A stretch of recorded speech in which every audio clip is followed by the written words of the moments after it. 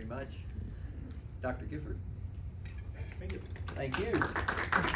Wait. That's great. Hi. Thank you, sir. Appreciate that.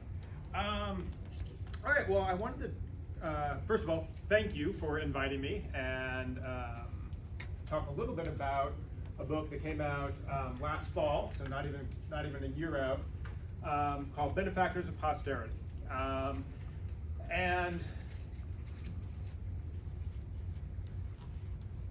it was written, or the idea for it came about because last year was the 140th anniversary of the Filson Historical Society. How many have heard of the Filson? Oh, yeah. Excellent. Okay.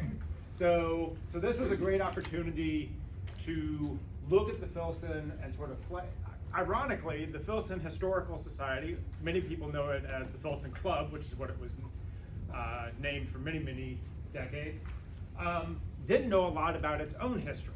It's one of the best repositories in Kentucky and the region for Ohio Valley history, but when it came to its own history, there were definitely some gaps. There were definitely some question marks there. And so about 3 years ago now, I was talking with the leaders of the Filson, and we started looking at the original 10 founders. So in 1884, the Filson was founded in the library of this man, Reuben Durrett. You'll hear me talk about him quite a bit. In this room, 10 gentlemen came together. All 10 of them had one thing in common. They were all trained in the law, I think appropriately, where we're sitting. But they all had an interest in history. And Reuben Durrett especially had the most significant interest in history. And in fact, if you look behind him, and we'll see some other pictures as well, the walls of this library that he's in, his own personal library, was the premier library for Kentucky history and what was then known as the Old West, especially pioneer history. This library was consulted by people around the country. Came to Louisville and came to Reuben Durrett's library. Teddy Roosevelt came to do research when he wrote his Winning the West. Frederick Turner came when he developed his frontier thesis that has been a part of American history ever since. So these 10 men came together and created an organization that then grew over what we're calling the founding era, the first 15 years. Durrett lived beyond, I think we can. I love those pop-ups, right?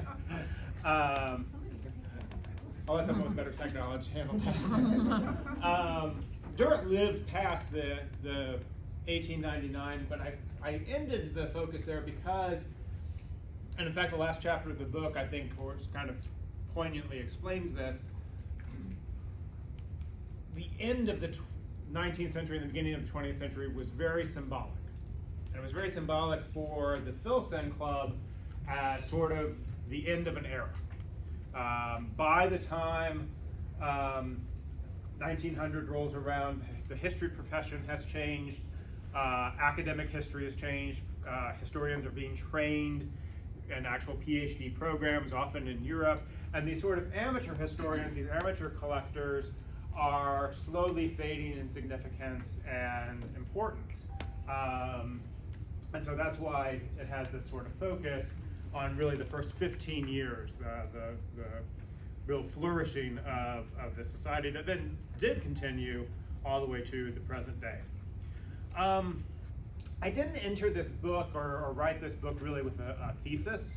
Really what I wanted people to have was a 360-degree view of the founders, Reuben Durrett, the club itself, the members, and draw our own conclusions and really sort of have multiple perspectives and multiple viewpoints in which to say, this group could be very progressive. This group could be very regressive. This group could surprise you. This group could unfortunately not surprise you, and sort of everything in between. And in doing that, this was created around an anniversary, but we were very clear that this is not a celebration. That this book was written, to commemorate 140 years, and to really shine a light on that. but to be very explicit and very direct about what this organization was, what it did, what it accomplished, and sometimes the damage that it did in the choices that were made during these first 15 years. And to their credit, there was never a single time as I was researching and writing and going through the peer review process that the leaders of the Filson said, yeah, do we have to include that? Do we have to talk about that? You know, never happened. So this is truly a warts and all, skeletons out of the closet reckoning with the Filson and its origin story. All right, so as I mentioned, the Filson was founded by 10 men, Reuben Durrett being kind of the leader, and became the president of the organization as they dubbed themselves the Filson Club, named for John Filson, considered the first historian of Kentucky, sort of their patron saint, as it was often said. And the format of the club was remarkably similar. If I asked who knew of the Filson, if you're a member of the Filson, the format's remarkably similar to a lot of what the Filson does today. There was a program. It was always on the third Wednesday of every month, and they took summers off because it was too hot. And they would gather in the evening in the library of Reuben Durrett. They didn't have a dedicated space. We'll talk a little bit about that. So it was in Durrett's home. He hosted. And a paper was presented. There was discussion. And then there was time for socializing afterwards. Dissimilar to if you've ever been to a program at the Filson today. You know, it's on a beautiful campus. It's a great building, great lecture hall. Speaker comes in, delivers a presentation, question and answer, and then you have a time to talk afterwards as well. And for that first year and a half or so, it was just these 10 men, and they would present papers to each other. I think it became pretty obvious that that was going to get really boring really fast. You know, there was only so much these 10 gentlemen could learn from each other. And so very quickly, they began to expand the club through invitation. It remained a private club, but through invitation, they began expanding the Filson Club, and to the point that by the end of this era, the 1890s, the membership had grown to over 500. Originally, members didn't have to pay dues, but about halfway through this first 15 years, because they were putting out a publication every year, because of other costs, they did institute a small membership fee, annual fee, that was collected. Durrett remained the president. Thomas Speed, of the famous Speed family, although one of the maybe not quite as wealthy branches of the family tree, was the secretary. And as I said, this grew into a major organization in Louisville and really in the United States, one of the premier organizations in American historical thought and historical collection of that era. And so I'm going to read just a couple passages from the book that sort of gets at this and sort of asks the question, why here? Why Louisville? And why did it succeed? You know, 141 years now, that's impressive. You know, what was sort of the secret sauce? Why did this happen? The fact that nascent historical societies looked not only to the Filson Club, but to Louisville for guidance and inspiration was no accident. Louisville stood out in Kentucky and the entire South for its post-war economic boom, which in turn led to a raft of social and cultural opportunities that were largely unique to the growing metropolis. While much of the state repudiated industrialism and looked to restore an agrarian past, Louisville cast itself as a center of manufacturing, trade, transportation, and finance. The resultant middle and upper class citizenry, not to mention more than a handful of newly minted millionaires, organized themselves into charities, societies, clubs, and associations that drove a diverse intellectual life in the city of which the Filson Club and the Polytechnic Society, which was a kind of earlier incarnation, were just two examples. Perhaps only Richmond, Virginia, rivaled Louisville in the South for this marriage of industry and intellectual communities, a fact that was not lost on historian John Bell Henneman, who wrote in 1893, right in the middle of this era, while most of the states of the South have nominally historical societies, after Virginia, Kentucky seems especially prominent in having a society which furnishes regular publications. This is the Filson Club of Louisville. So even the peers at the time recognized that something unique was happening in Louisville that wasn't happening in the rest of the South. And in fact, wasn't happening in a lot of areas of the North as well. And it raises an interesting point in this history, in this moment.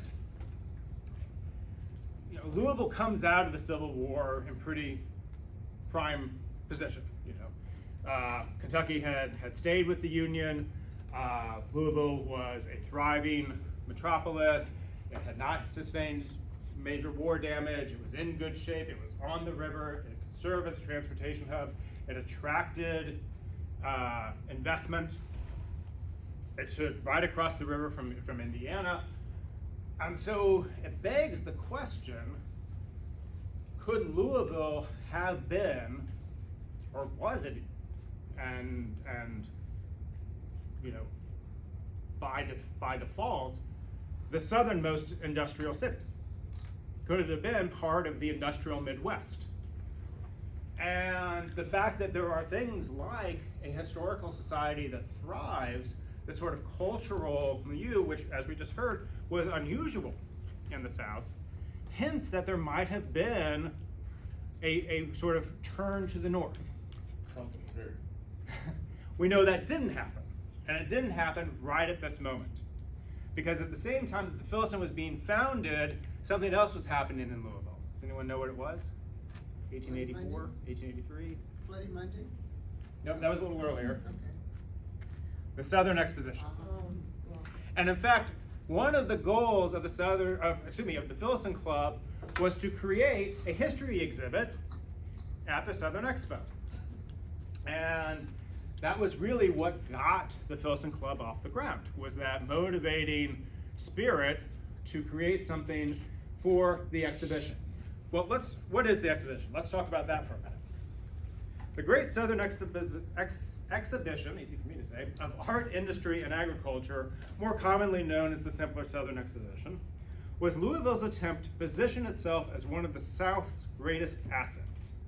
Touting the city's location and commercial interests, the Southern Exposition marked Louisville's deliberate rebranding as the South's gateway to the North, as opposed to the North's southernmost industrial city. The initial run of 100 days over the fall and summer of 1883 was so successful that the exposition repeated annually through 1887, despite competition from the World Cotton Centennial down in New Orleans. In fact, an 1886 printed program could not help but tweak the nose of New Orleans while highlighting the exposition's main message. Quote, "The second undertaking at New Orleans started under far better advantages than our Southern Exposition of 1883, and its unhappy failure simply emphasizes the fact the position of Louisville and its relation to population, productive areas, commercial needs, and industries of the whole country have securely established the Southern Exposition beyond the reach of failure."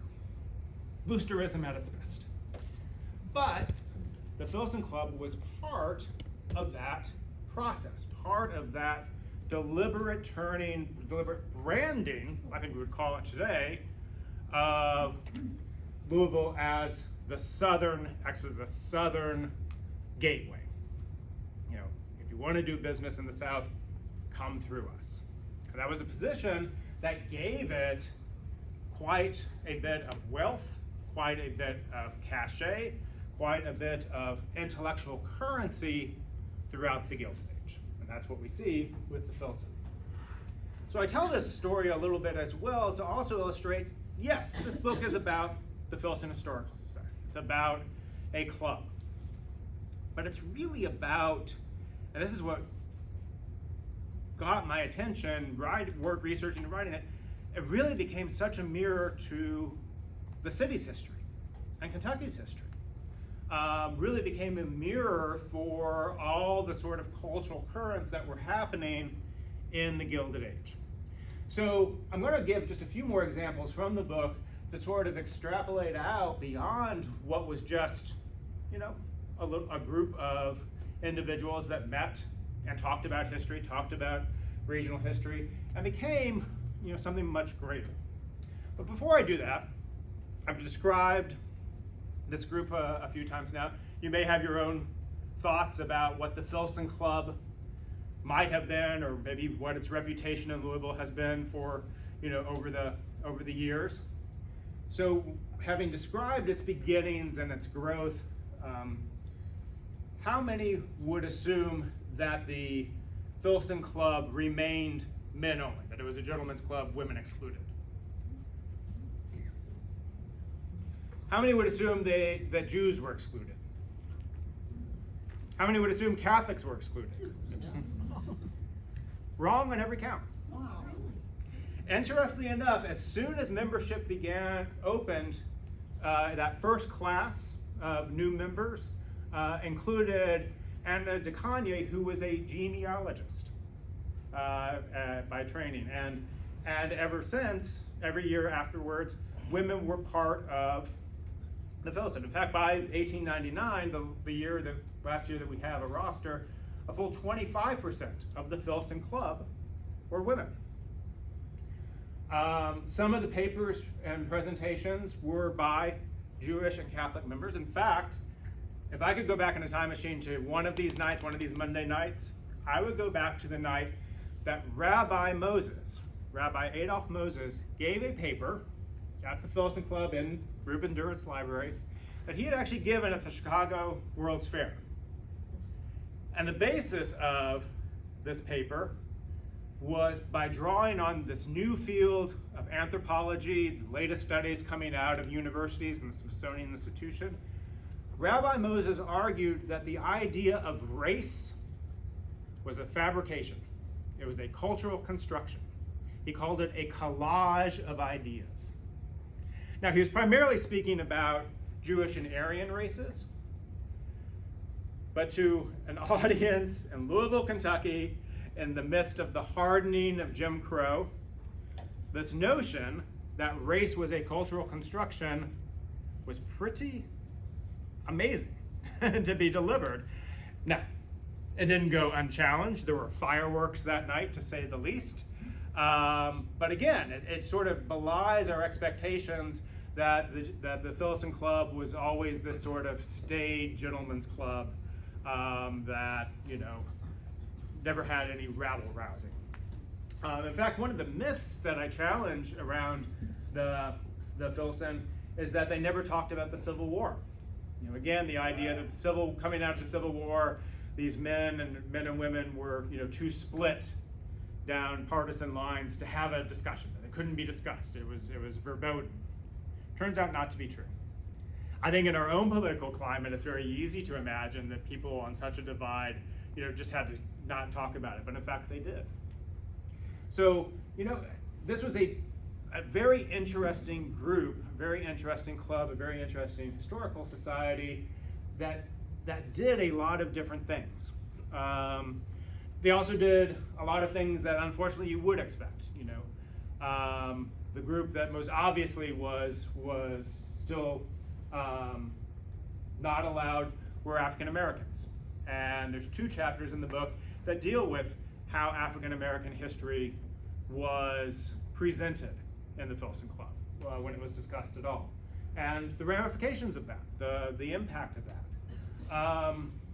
And same for Native American history.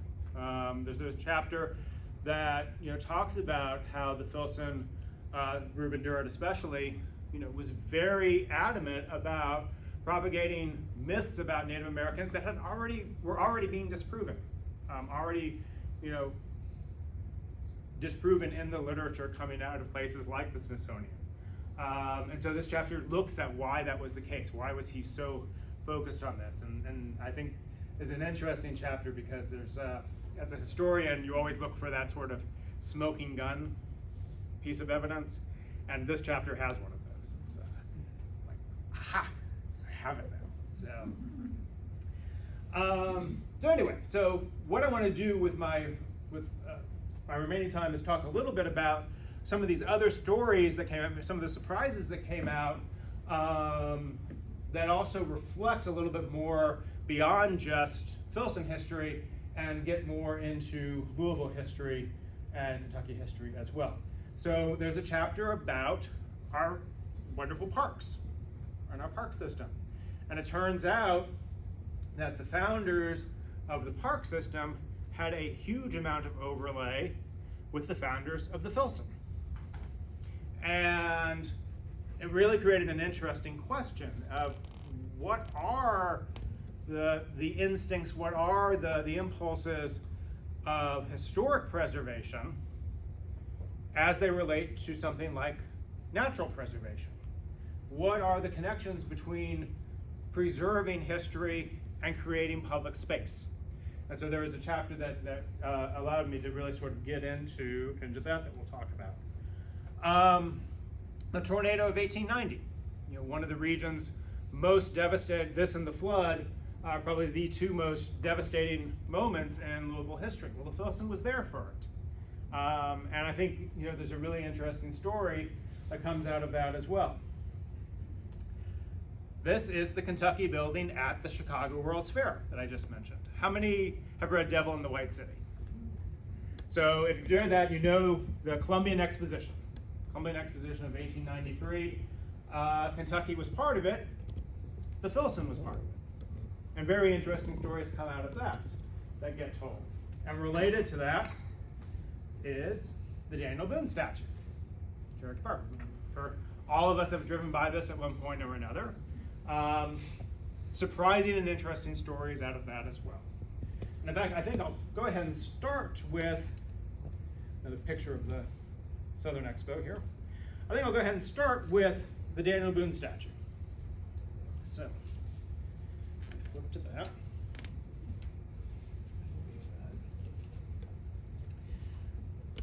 In the Courier-Journal Sunday edition from July 1891, the newspaper ran a piece on Daniel Boone artifacts and where to find them.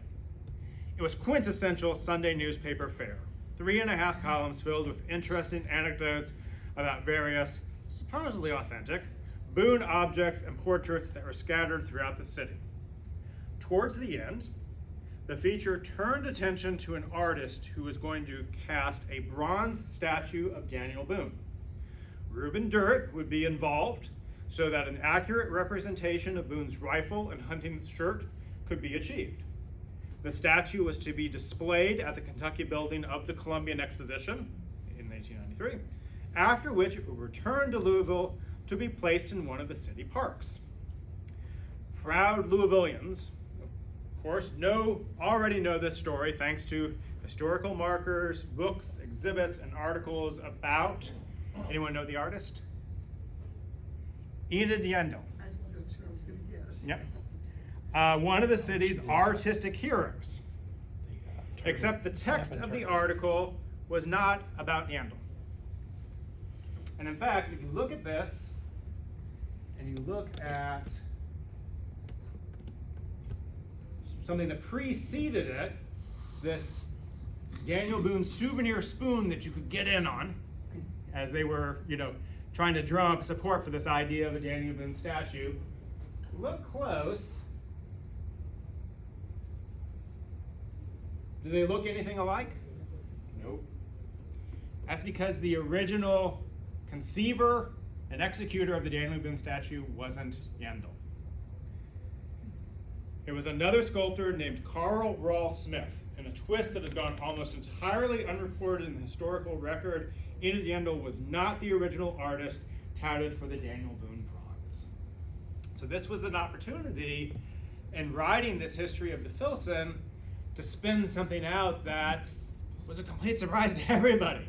We all assumed that Enid Yandell had originated this idea, but it was actually a Danish artist, Carl Rawl Smith, who had moved to Louisville for reasons that are not entirely well known, but he had landed here, made quite a splash. People were quite charmed by this international sculptor, and he established a studio, and he was the one that actually came up with this idea of a Daniel Boone statue, and the Filson Club actually went to his studio, and they all looked at his drawings and agreed that this was going to be an idea that the Filson would spearhead. The Filson would do the fundraising for it and would commission the statue first to go to the Chicago World's Fair and then back to Louisville for ultimate display. Now, of course, we know from everything that I just described, all those markers and stories and hometown hero banners and all the rest, that Yandell was the one who ultimately did create the statue. Well, Carl Roll Smith, two things. One, got another commission for the World's Fair, which was much bigger. It was a Ben Franklin statue flying the kite that was in front of the Electricity Building. I think there's another salient point. I said, the Filson Club was going to fundraise for this. Roll Smith quoted the price of $15,000 for the job. Yandell came in at $1,500. But she also came in with some pretty sharp elbows, writing to Reuben Durrett. She was actually a family friend. The Yandells and Durretts were friends. Wrote to him and said, the commission should not go to anyone but a Kentucky-born citizen, and he is a foreigner. Oops. Which is why you shouldn't pick him. Ironically, she ended up begging and getting studio space in his studio when they were up at the Chicago World's Fair. He couldn't stand her. He wrote, I can't wait to get rid of her. So plenty of friction between the two, some sharp elbows, but hey, this was a woman trying to make it in a man's world, a young woman at that, and she's the one that ultimately landed the commission and the statue we know and love today. But an entirely new story, even to people that have been working with Enid for years. So what about the fair itself? So here's a bird's eye view of the fair. My introduction mentioned a whaling ship that's down here. That's what my last book was about. I mentioned it only because it was in the introduction, but it was my great-great-grandfather who took it from New Bedford to Chicago, which is why I wrote the book. We're not going to talk about that. We're going to talk about, over on this side, the Kentucky building. So when the Chicago World's Fair is commissioned, word goes out to all of the states that each state should have a state building. Of course, the states have to pay for their own building. And Kentucky was one of the latecomers. They sort of dragged their feet. Kentucky didn't like to appropriate money easily or willingly. And so they dragged their feet on commissioning the Kentucky State Building until it became obvious that it would be hugely embarrassing not to do something. And so the money got through the legislature and appropriated and then broken down into budgets. Some things pretty early on were decided were the sort of size of the building, its location, the fact that it would sort of reference Southern plantation sort of thing. But almost from the very beginning, it was said that there would be a second floor which would be given over to the Filson Club in order to do a Kentucky history exhibit. Now, as you recall, this is something that actually was part of the founding DNA of the Filson Club back when it was the Southern Expo here in town. That proved to be pretty small potatoes. It ended up being piggybacked onto Madison County's display, kind of tucked in a corner. Reuben Durrett pretty much provided all the artifacts himself from his collection. So now is the opportunity to really do what had always been dreamed of, a true major exhibit of Kentucky history. And so Reuben Durrett gets to work, starts with a lot of energy, and quickly runs into headwinds from every possible corner. There are competing groups, there are competing spaces at the fair. There also is going to be a Kentucky parlor in the women's building where they also want historical artifacts and antiques. There are different groups that are trying to position for what will go into the exhibit. And of course, throughout all of this are the people back in Frankfurt holding the purse strings of what will actually be paid for and what won't.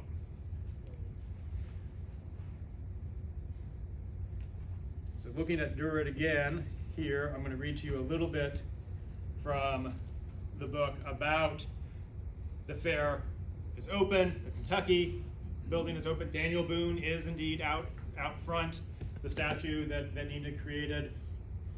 But for those that knew Reuben Durrett and his Herculean tasks that he had undertaken, also knew that he was largely disappointed and thoroughly exhausted. An unsigned letter, quite possibly written by Durrett himself in the Courier Journal a few days after the Kentucky building's dedication, did not pull any punches. Quote, Kentucky started out to make both a practical display and a historical display. A committee of the Filson Club, which started out to gather up articles of interest for the Kentucky building, has enough available material to make it a historical display as interesting as that of Massachusetts. So, again, really, really swinging for the fences here. The fact that Kentucky does not have such a display was solely blamed on the commissioners, who have given so little encouragement in this work that the people having it in charge, disgusted with the perniciousness displayed, have at times been constrained to abandon it and leave the Kentucky building in its bare, uninteresting condition. The letter concluded with a little liberality shown them they could have the upper floor of the Kentucky building transformed into an interesting historical museum. Now, the author, whoever this was not wrong. Even the head of the commission apologized for the fewness of portraits in the galleries, saying that after all earnest soliciting he had done, more had been withheld than forwarded. Durrett, to use today's vernacular, was over it. Very disappointing. And I think it set up something that has been discussed before, but I think this moment sheds new light on it. And that is this library. This beautiful, amazing library that Reuben Durrett had collected on the history of the Old West, Kentucky history, pioneer history, Ohio Valley history. The single most complete, for its time, private collection on this topic. You know where it is today? University of Chicago. Shortly before he passed away, Reuben Durrett sold it. By that point, he had been turned down multiple times, multiple ideas to try to find a permanent home for the Filson Club and for his collection, someplace that was fireproof. That was really his main concern. Never came about. Kentucky would never appropriate the money. No one would ever come to his rescue, to the rescue of this collection.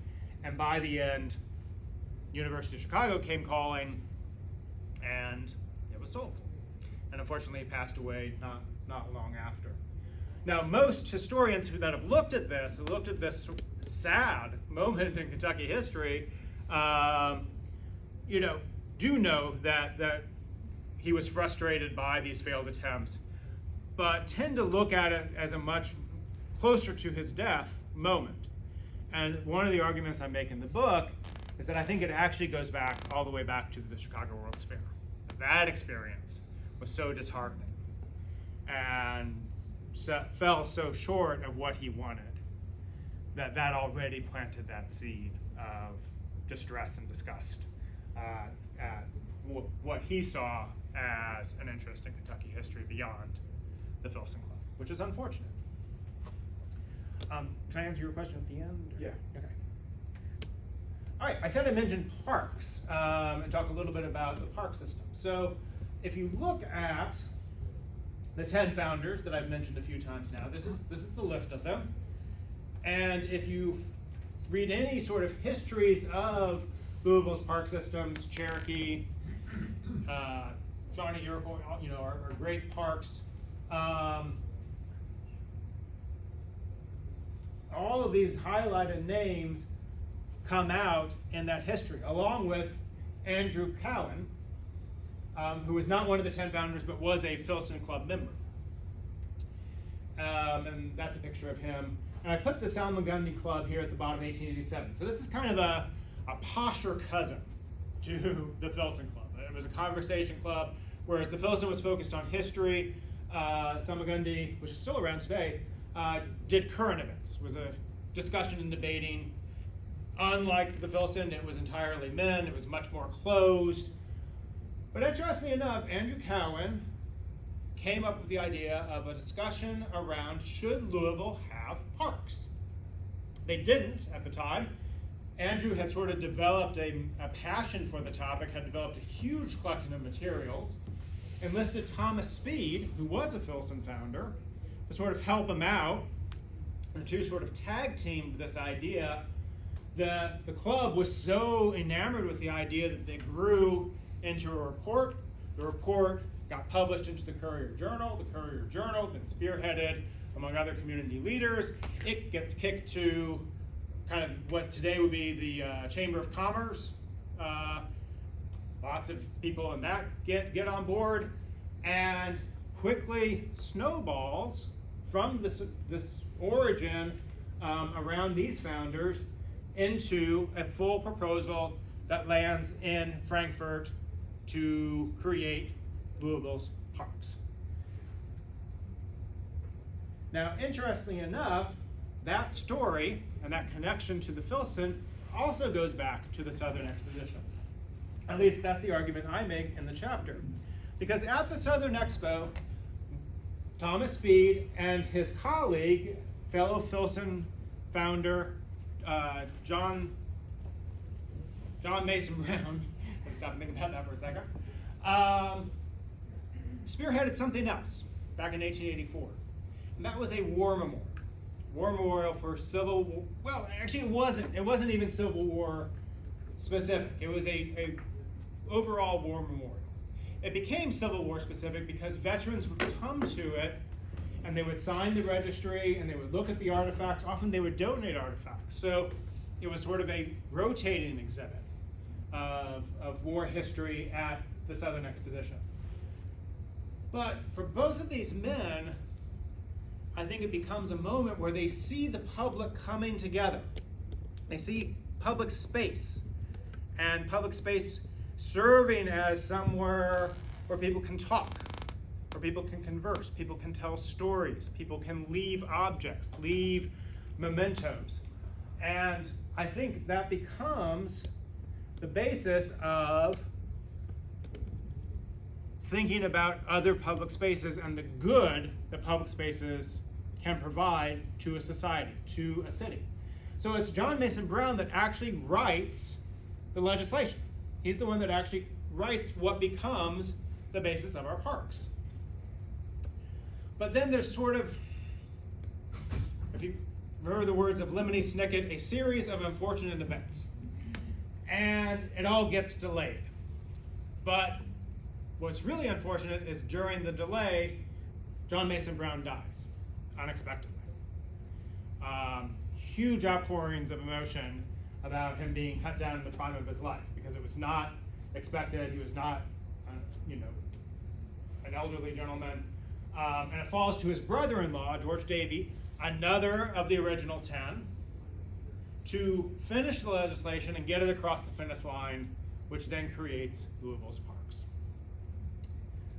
One thing Davey had to do was make some compromises, one of which was to write into the legislation that the parks would be overseen by a park commission, which would be elected by the citizenry. It wouldn't be appointment, it would be democratic vote, popular vote. And so, interestingly enough, back to that list, it is Reuben Durrett, our main founder, who becomes one of those commissioners. He actually gets elected and becomes part of the original DNA of our parks. In fact, Durrett was the one who, instead of calling them Northern Park, Southern Park, Eastern Park, suggested the Indian names: Cherokee, Shawnee, Iroquois. The book argues that he actually got that idea from Thomas Speed, the founder up here. And another thing that Durrett did, remember, this master collector, this guy that loves to receive things and put them in his library. One of the first things he did as a commissioner is he wrote every major metropolis in the United States and asked them to send their materials about their parks, so that he could study other parks in other cities, compare, get ideas, collect, store, create a resource. And the responses are actually quite fun to read. St. Louis wrote back and said, "Wow, I'm surprised to hear from you, because when I did the same thing a few years ago, I got the answer, Louisville doesn't have parks and never will." Other cities, were sort of cordial, maybe sent a little bit of this and that. New York was quintessentially New York. New York City sent their response back saying, "Our park system is so extensive and so much history has already been written that really your best source is to consult an encyclopedia." But the one city that really was a partner, that really helped Durrett, sent him annual reports, said, "Hey, the next one isn't out yet, but I'll send that one to you as soon as it's done," established some actual correspondence. Boston. Boston, the city, the home of Olmsted Brothers. The very same Olmsted that would ultimately lay out our own parks. Wow. And so that may not have ever happened had it not been for a Filson founder and his instincts for gathering data, had he not been one of these original commissioners. All right, well, I want to definitely leave time for questions, so I'll kind of wrap up with one more example that I think is interesting. I mentioned the tornado of 1890. In recent years, it's sort of become, if you're in sort of museum circles, museum worlds, there's a kind of catchphrase called immediate collecting, or on-site collecting. It's the idea that as soon as something happens that you think is significant, get out there and get artifacts right away. Get stories, get artifacts. And Smithsonian has made a big deal out of this.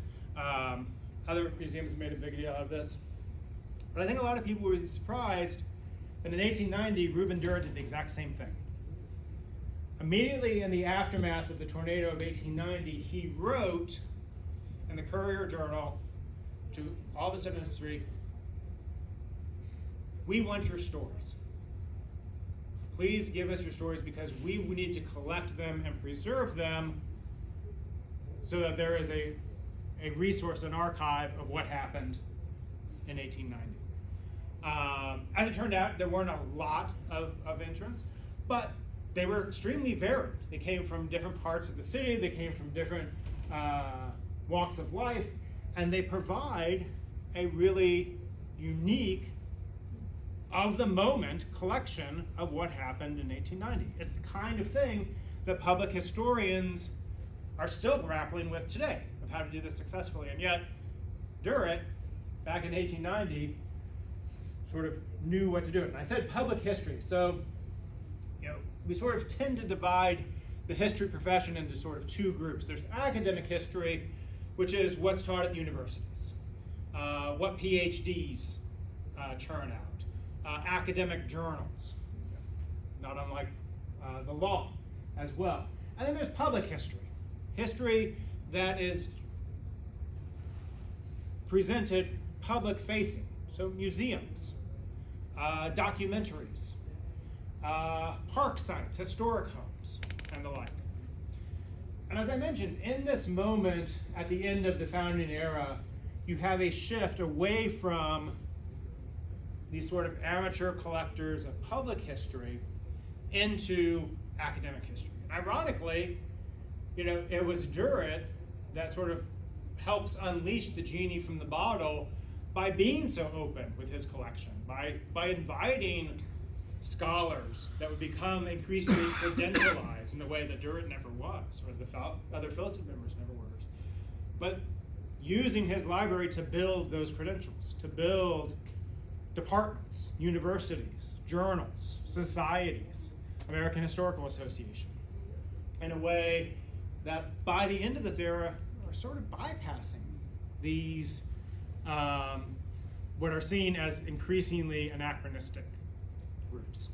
And it's a very poignant moment. I think it's a very sad moment because, I think that as we've seen, there were immense contributions that Durrett made, not just to the Filson Club, but to Louisville history and Kentucky history and the history profession. I think one thing this book tries to do is sort of bring that full circle and appreciate those contributions and the fact that even 141 years later, it's still going strong, which means he did something right.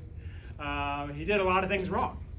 Trust me, that's in here too. But I think we also get unfairly overlooked, I think, here in Kentucky and here in Louisville and at the Filson. I think, we sort of assume organizations like Massachusetts and Chicago, and New York Historical Society, that those were the big boys, that those were the ones that did, the groundbreaking stuff.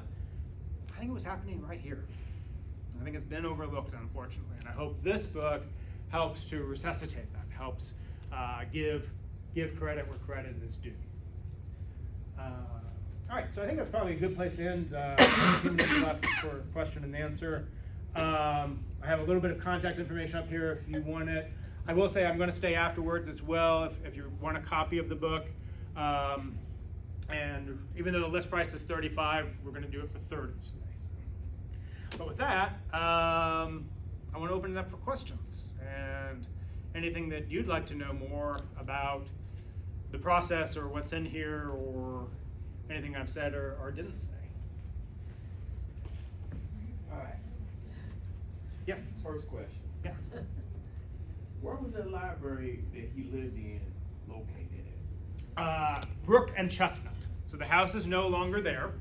It was eventually torn down, but Brook and Chestnut Street was the Durrett home.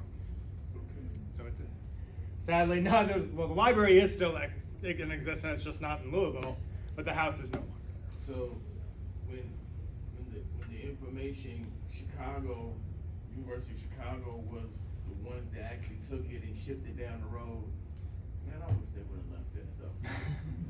And it was messy because, as I said, at this point, the Filson still did not have a permanent home. It was still basically, his house. And if you look at, see if I can find. So this is a better picture of life. This was just crammed full of stuff. I mean, the manuscripts and the books were the main part, but there were portraits, there were artifacts, there were swords, there was a parrot, there were taxidermy things, in Native American artifacts, maps. So all of that was mixed in with what the Filson Club had produced, which was not what Chicago bought.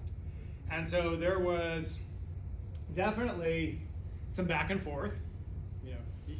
You need to, that's not yours, you need to give it back to us. And unfortunately, as I said, this was towards the end of Durrett's life. His son, his only surviving son, was not in the best condition to oversee this either. It was pretty well recognized that he was a terminal drunk. So he was in no position to sort of oversee this in a logistical, organized way. And so yeah, there was a lot of back and forth in those early years. I will say, can we go up there and get it back? They actually have good claim on it. After all that got sorted out, it is a good claim. And while I would love for it to be in Louisville, It is a designated collection. It's endowed. It's promoted. People come and use it. It's very well cared for. So, in that sense, the history does live on. I wish it could have been here. So, the building down on 4th Street, what goes on over there? So, eventually, after Durrett's death, the Filson sort of gets a second history, which I'm not signing up to write, in the form of another benefactor named Thruston. He has like 5 names, but Rogers, Clark, Thruston. But he provides the money to finally buy a permanent building. So the first permanent building was on Breckenridge. That was until about 1984. And in 1984, the Filson bought what was called the Ferguson Mansion. It had been a funeral home for 50 years, but that's the one at Ormsby and 3rd. And then, so that still is the Filson Historical Society. And then in the early 2000s, the carriage house was converted to space and a whole new building was added. And now that whole campus is the Filson, and the new building is for lectures, storage, conference rooms, all that good stuff. Okay. So when those 10 people created the Filson Society, I would have loved to have been a fly on the wall in that room. Because you got to think, it was a couple of different eras that were switching over, and I bet it was a lot of stuff their eyebrows was like raised up on that they couldn't say nothing about. But at the same time too, being the Native American, which I call it the indigenous people. So is that stuff still lingering around here, or did they all ship it all up there? So anything that was sort of First Nations, indigenous, probably remained in the Filson collection. Among those were what turned out to be about 20 artifacts that included human remains. And of course, those now fall under federal law of how they need to be adjudicated and returned.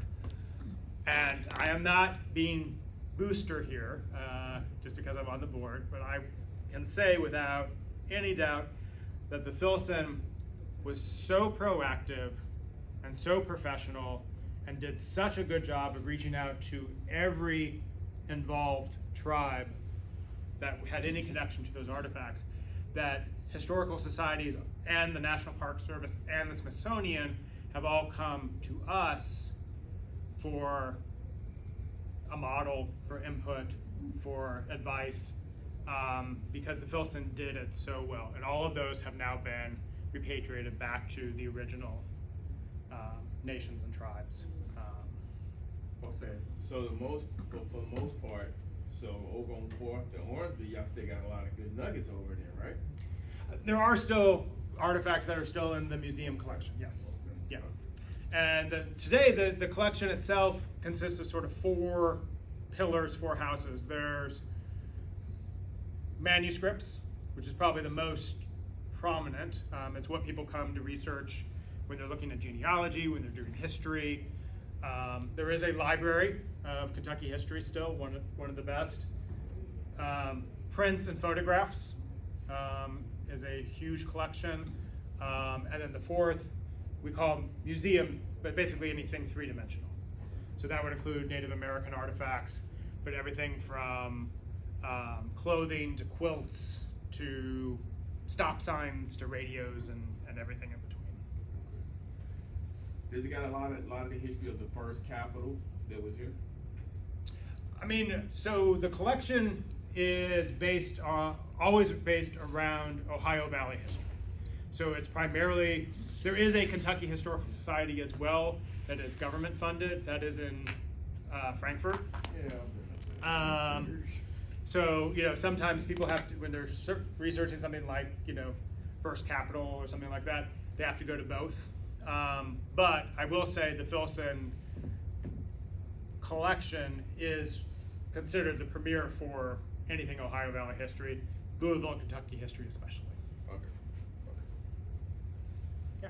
I'm curious what you know about the women who were early members of the Filson. Were they wives of the male members? Were they historians in their own right? They were many of them were historians in their own right. Many of them were married, but their husbands weren't on the membership rolls. So some came as husband and wives. Some came were listed as Mrs., but then the husband's name was not there, and many were single. In fact, one of the first, well, actually the first female physicians in Kentucky were considered a Boston marriage. They were two women that were clearly, we would recognize in a relationship today. They lived together, worked together, were buried next to each other. They were members. There was a famous woman who had been trained in Europe as an opera singer who was a member. She actually gave a presentation on the history of music in Kentucky. Basil Duke was a member. His wife Henrietta was a member, and Henrietta was the one that spearheaded the women's lounge, or the Kentucky Lounge in the women's building at the Chicago World's Fair. So she worked very closely as well. So it was a mix.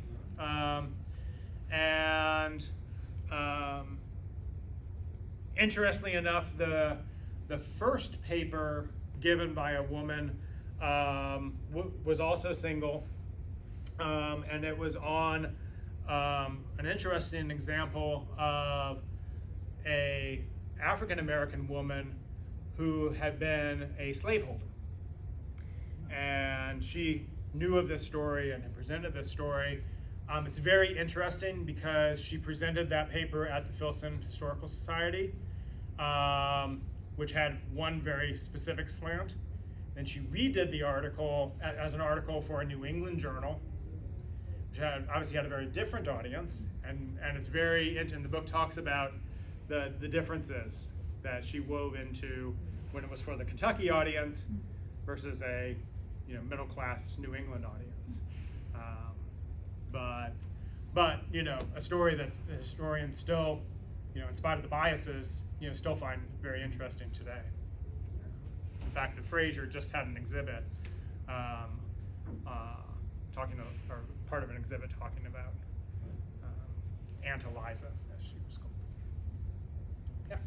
Can you talk a little bit about the contemporary or current challenges or successes that the Filson is going through now? Yeah.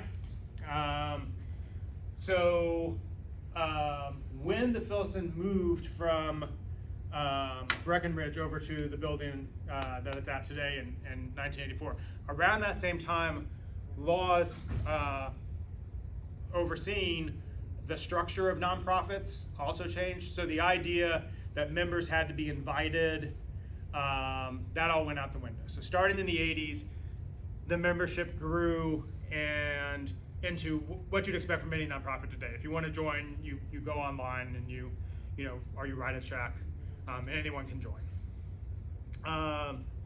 Just because anyone can join doesn't mean that we have a membership that reflects the diversity of Louisville, and I think that's our biggest challenge.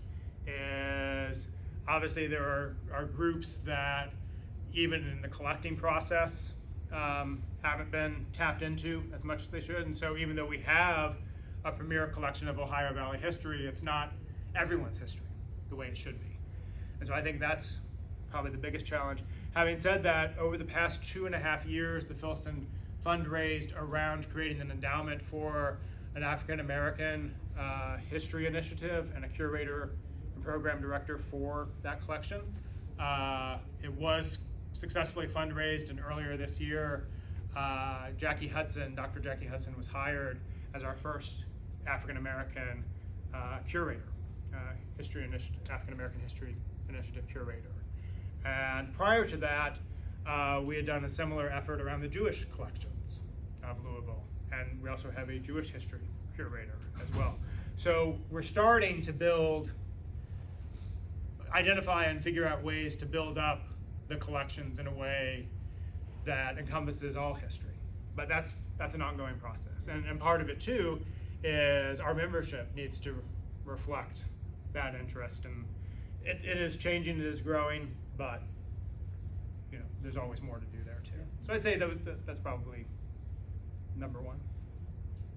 Thank you. Well, thank you so much. Thank you. It's been great.